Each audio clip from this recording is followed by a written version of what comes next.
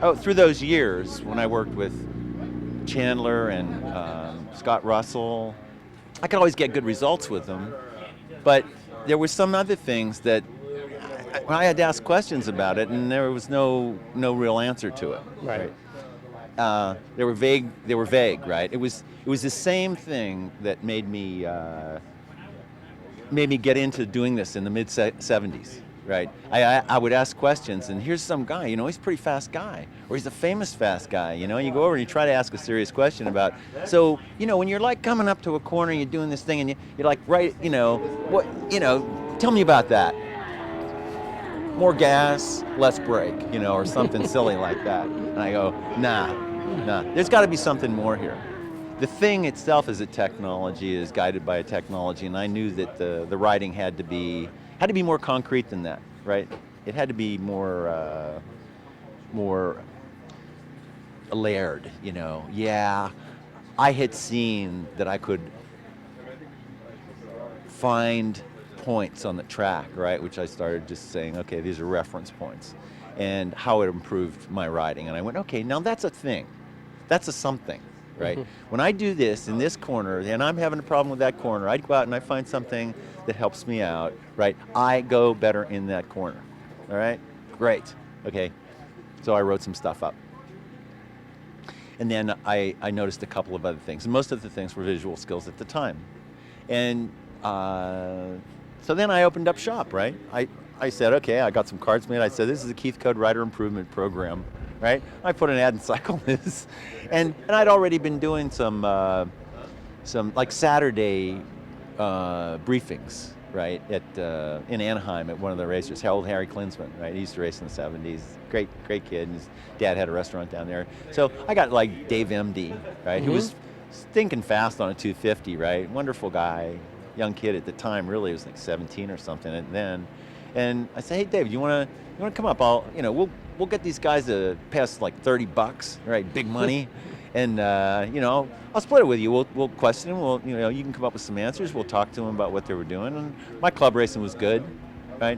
I win races. And I went fast as Dave for sure, but I could win on the stuff that I was doing, and I was riding I rode for Pops Yoshimura at the time, and all this kind of stuff, right? So people showed up, and we helped them, and then I started helping people one-on-one, and it was really that thing about, well, what do you do?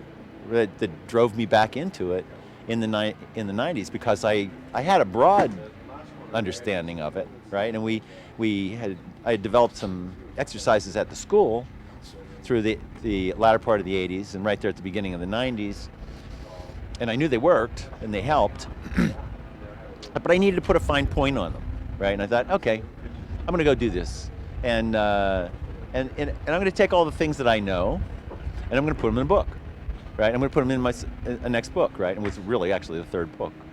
So I said, okay, fine, this is A Twist of the Wrist, Volume 2. And now we're going to get down to the actual individual specific techniques. This is not a broad sweep anymore. This is, what do you do?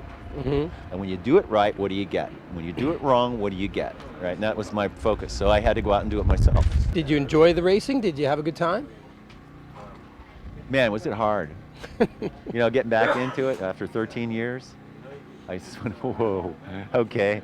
The bikes are quick, the tires are great, right? Just getting used to the tires was huge, right? The rubber was good, it worked, it complied, it was radial, it wasn't bias ply tires, and I was like, okay, this is a whole different thing. So, I'm going to start it off slow and start working my way forward in the field, right? I did qualify for every 250 race and every national, and followed the Formula USA series a little bit and did okay, In that, it wasn't so competitive. I could do top 10 and that, but then you go to the AMA races, and little Kenny was there, Colin Edwards was there, right? Danny Walker was there, Nicky Einach was there, Jimmy Felice was there. You go, okay, if you can get in the top 15, you're doing okay, right? So, I worked my way into the top 15, and even ran up in the top 10, at least got up there and ran there for a while, maybe broke a couple times or crashed, but I got what I wanted. I got what I wanted. I knew what I wanted. I knew what I wanted to understand. and I was able to get it. So that's as good as it gets as far as I'm concerned. I think that you're saying getting used to the tires. I think a lot of the guys who first get their first track experience and are on good race compound or even aggressive sport compound tires, they don't realize how good these tires today really are. And it's one of the reasons they can't trust that they can carry that much speed through the corner. Yeah, yeah. My advice, even from back in the '70s when I started helping guys, was, they'd have big questions on traction. And I go, okay, let's get a set of treaded tires, for your sort of half-assed treaded tires for your 250 GP bike, or let's put some K81 Dunlops, on your super sport bike or mod prod or whatever they were running, or let's, the tires that you used at the last race you're telling me are worn out, let's leave those on there. Let's go out and find out what the thing feels like when it's squirming around, and get a feel for it. Not just always have new tires, gotta have new tires. Well, then if you're afraid of the traction, you have to sort of take a leap of faith in order to get to a limit. But there are a lot of building blocks that really do go in underneath that, which I know now, and I didn't know in the '70s. Yeah, I think from that point of view, you're right. It's like that edge is out there, and how close are you getting to the edge? Yeah. Yeah, exactly.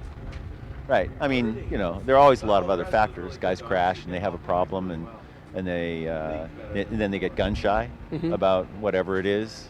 Right? Guys would come back and they were good riders, and they'd crash, and then it was like, okay, they can't go through turn 2 anymore, right? Lap times 3 seconds slower than they were before. That's really how I figured out how to ride a motorcycle, was applying that same data. And it's a little different for everybody, I suppose. Things happen to somebody during a lifetime, right? You bark your shins, you get a tooth pulled, you fall down, right? And these things get recorded, right? And they got their own little niche, their own little place where they get recorded. And a day comes up where the guy's not feeling too good, and or maybe something reminds him of that thing, right? And the whole incident just floods in on him, right? And all of a sudden he's sweating bullets, his hands are wet, and is nervous or whatever. There are a lot of different ways that it happens to different people, or they're just afraid. They won't roll the throttle on for motorcycle riders, or they won't lean the bike over, pull those things out so that it just turns into experience and not something that has pain and unconsciousness and weird sensations and things attached to it anymore. So you relieve that, then the guy's back. He's back to normal, right? He's on level ground again, and he can come back and continue to learn. Right. So I used it, with pretty much everybody ever since Wayne Rainey.